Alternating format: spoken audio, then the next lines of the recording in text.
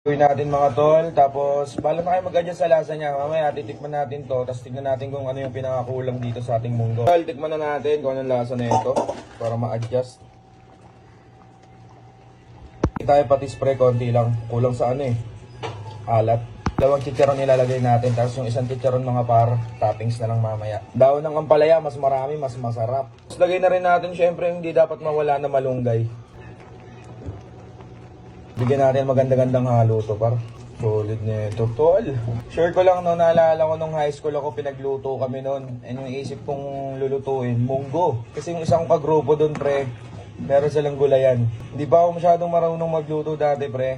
Yung ginawa ko, tinikman ko na tinikman ang tabang. Yung pala, pakuluin mo muna, tsaka haluin mo maayos. Ending, ang alat ng munggo, tol. Konting munggo, tas isang kalderong kanin ata para sakto lang yung lasa. Solid ng munggo natin, pre, oh. Lumulutang yung mga chicharon. Dami. Siyempre, hindi kompleto yung munggo pag walang pritong isda, lalo na tong galunggong, di ba?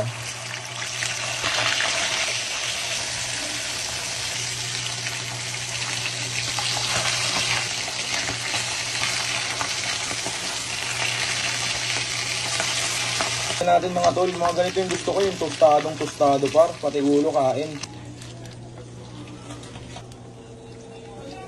Sarap. Sobrang solid ng munggo natin mga tol. Sarap par.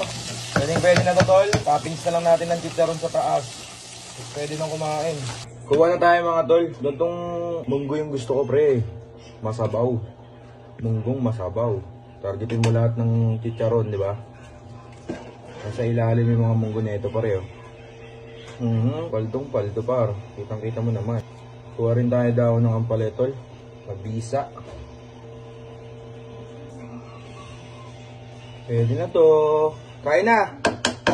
Kain tayo mga tol. Wala nang intro-intro pare. Meron tayo ditong munggo. Tsaka galunggong par. Ang sarap. Sakmal. Ay.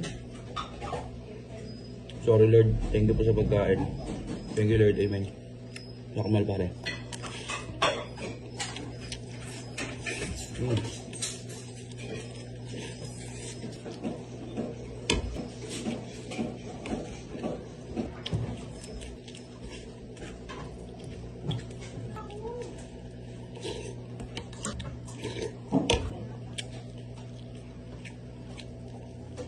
Sarap.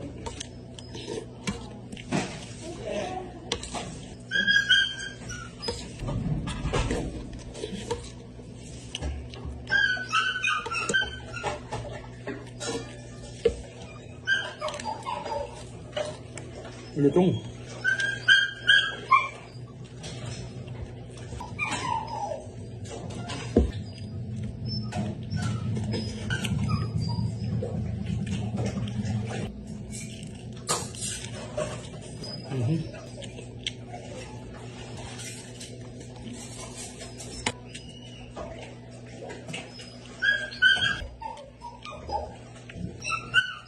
Sarap pre.